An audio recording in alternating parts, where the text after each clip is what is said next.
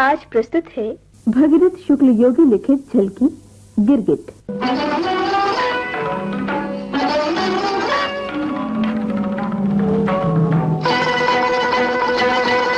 संपादक जी नमस्कार। नमस्कार नमस्कार। आइए आइए, बिराजिए। कहिए संपादक जी, कुशल तो है? बस आपकी दया है। इधर कई महीनों से आपने दर्शन नहीं दिए, कहीं चले गए थे? हाँ, जरा देशाटन करने निकल पड़ा था। अच्छा, किस तरफ? जी, दार्जिलिंग तक गया था। वाह वाह वाह, बहुत खूब बहुत खूब। तब तो आप हमारे लिए कुछ ना कुछ सामग्री जरूर ले आए होंगे वहां से। हाँ अवश्य, ये लीजिए, ये दार्जिलिंग की कुछ आंचलीय लोक कथा। वाह वाह वाह, बहुत बहुत धन्यवाद आपका। देखिए, ये कुछ लोक कथाएं हैं, इनमें से एक इसी महीने के अंक में दे दीजिए, और साथ में ये चित्र भी दे देना।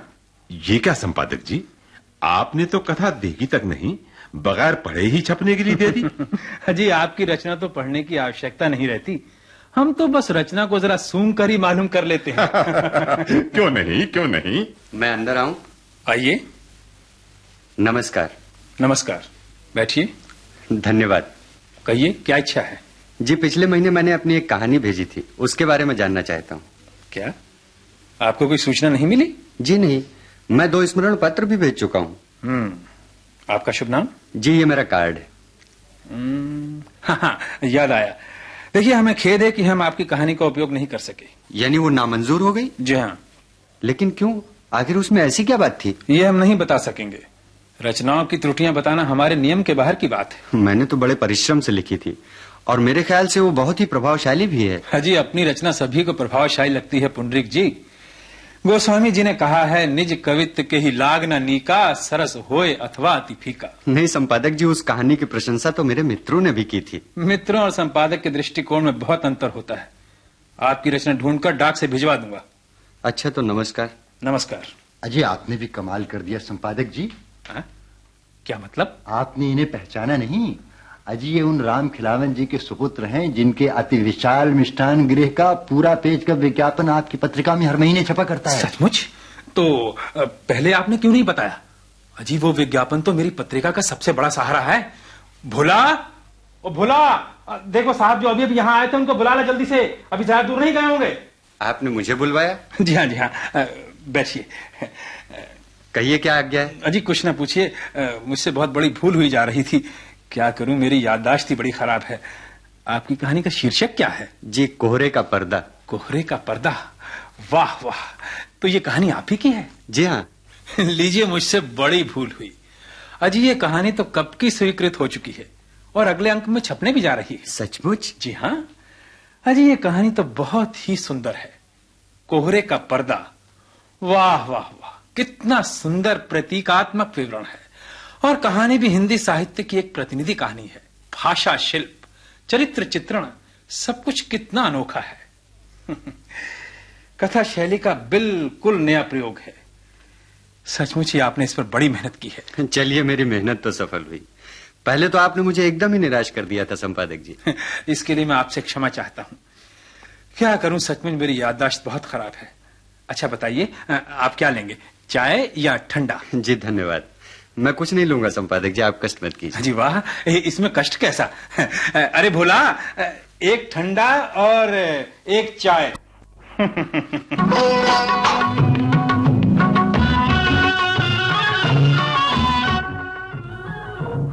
तो आज लिख रहे हो ना? क्या? क्या? अजी, चिट्ठी का जवाब, और क्या? कैसी चिट्ठी? अरे, इतनी जल्दी भूल गए? कल रात को ही तो कहा था तुमने कि रामलाल जी की चिट्ठी का जवाब सवेरे लिख दूंगा। ओहो, रामलाल जी वाली चिट्ठी? मैं तो चक्कर में पड़ गया था कि कौन सी चिट्ठी का जवाब देना है। अरे, क्या रामलाल जी की चिट्ठी जरूरी नहीं है? नहीं, जवाब न देने से भी काम चल जाएगा। कैसे? हमारा जवाब नहीं मिलेगा तो रामलाल समझ जाएंगे कि हमें उनका रिश्ता मंजूर नहीं। ये तुम क्या कह रहे हो? मैं ठीक ही कह रहा हूँ। लेकिन क्यों?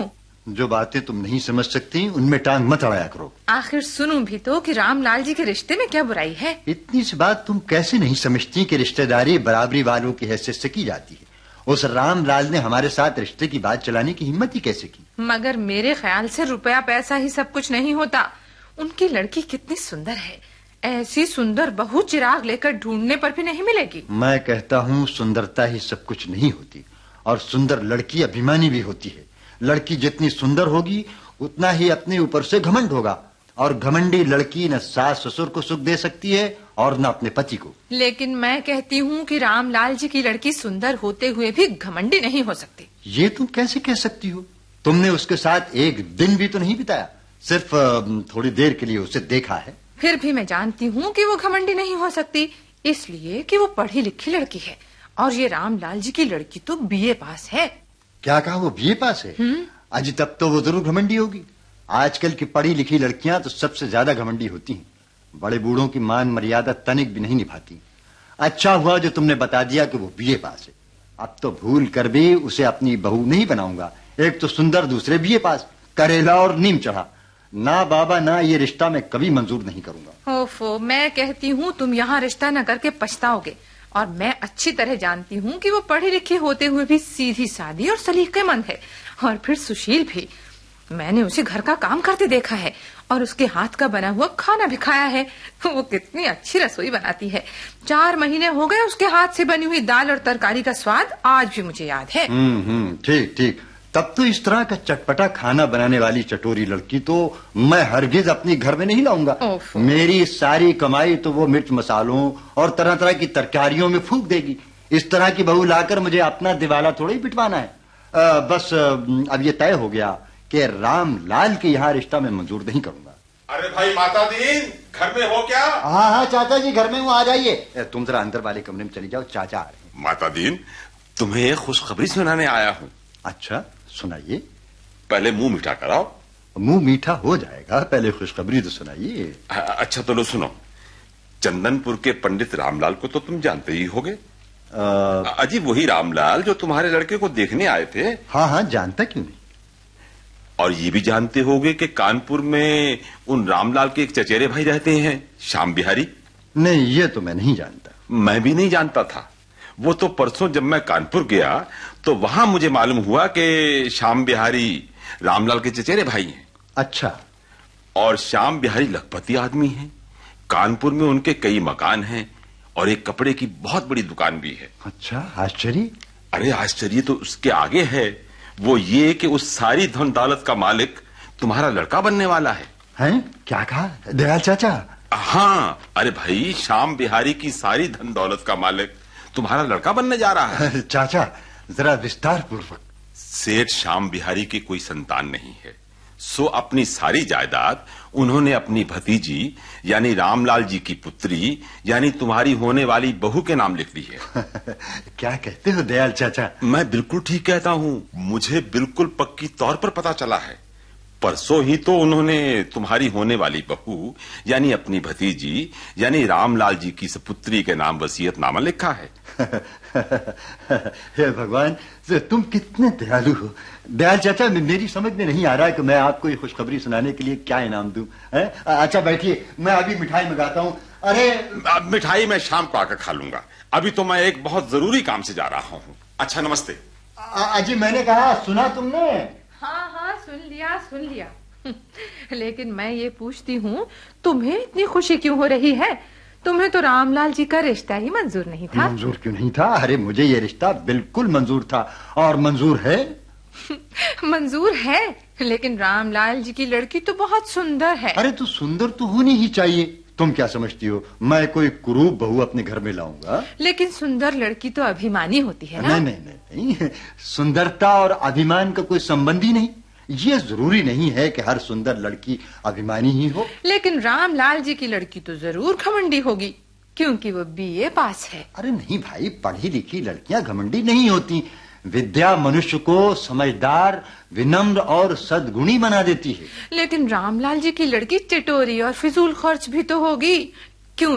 तरह तरह की स्वादिष्ट चीजें बनाने का उसे बहुत शौक है। नहीं, बिल्कुल नहीं। अरे भाई, तरह तरह की चीजें पकाने वाली लड़की चटोरी और फिजूल खर्च कैसे हो सकती है? अच्छी रसोई बनाना तो गृहिणी का सबसे अच्छा गुण समझा जाता है।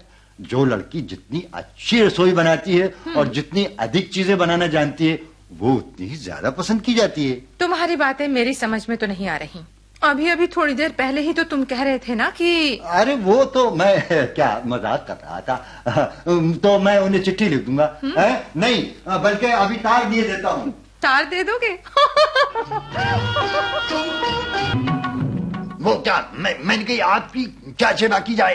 अजी सेठ जी, आप मुझे लज्जित न करें। देखो, मैंने कही जो कुछ कहना वो जल्दी से कह डालो, हमारे पास भगत नहीं है। हाँ हाँ सेठ जी, मैं आपका अधिक समय नहीं लूंगा। मुझे ज्ञात है कि आपका समय अत्यंत मूल्यवान है। आप जैसे संपन्न, पढ़े लिखे, परोपकारी व्यक्ति के लिए समय का अभाव तो... मैंने कही आप अपने मतलब की बात क्यों नहीं कहते? हाँ हाँ सेठ जी, वही तो मैं कह रहा हूँ। आप किंचित धैर्य धारण करें। शरण, अशरण, अनाथ आश्रम का नाम तो आपने अवश्य ही श्रवण किया होगा। मैं उसी अनाथ आश्रम का एक प्रतिनिधि हूँ एवं... ओहो, तो मैंने कही कि आप चंदा मांगने आए। साधुवाद साधुवाद। सेठ जी, आप तो अधिक बुद्धिशाली हैं। अल्प समय में ही आपने मेरा उद्देश्य ज्ञात कर लिया सेठ जी। हाँ, मैंने कही वो क्या, आपका उद्देश्य तो मैं जान गया, लेकिन माफ कीजिए, मुझे आपको चंदो बंदो कुछ नहीं मिलेगा। ऐसा मत कहिए सेठ जी, आप तो हरिश्चंद्र जैसे धर्मी, कर्ण जैसे दानी है। अरे मैंने कही सब झूठ है। ये किसने कह दिनों आशय कि मैं कर्ण जैसा दानी हूँ? अरे मैंने आज तक एक पैसों भी दान किसी को नहीं दियो। मैं जे पूछूं कि मैं दान क्यों दूं, है वो क्या, मैंने लाखों की जायदाद अपनी मेहनत और अपनी दिमाग को परेशान करके पैदा किए, फिर उसे दान मान में मुफ्त में क्यों लुटाऊं? नहीं नहीं सेठ जी, ऐसा मत कहिए। दान से संपत्ति कम नहीं होती, प्रतिकूल वृद्धि होती है। गोस्वामी जी ने कहा है, तुलसी पंछिन के लिए घटे न सरिता नीर, दान किए ना धन घटे, जो सहाय रघुवीर सेठ जी, दान तो संपत्ति की शोभा है। अरे मैंने कही देखिए, आपका लेक्चर सुनने के लिए मेरे पास बिल्कुल वक्त नहीं है। हाँ, मैंने एक बार कही दिनों कि मैं आपको चंदा बंदा नहीं दूंगा। आप मेरा सर क्यों खा रहे हैं? आप जा सकते हैं। किंतु सेठ जी... अरे मैंने कही अजीब आदमी हो। मैंने कही तुम चले जाओ यहाँ से। परंतु सेठ जी, आप मेरा निवेदन तो सुनिए। मैंने कही चले जाओ। सेठ जी, मैंने कही जाओ। पर मेरी बात तो सेठ... मैंने कही जाओ। सेठ, क्या मैं अंदर आ सकती हूँ? ओ नीलिमा देवी जी, मैंने कही नमस्कार नमस्कार। भला आपको पूछने की कौन सी जरूरत है? विराजिए। Thank you thank you. ओह, बाहर कितना गर्मी है, आग बरस रही है आसमान से।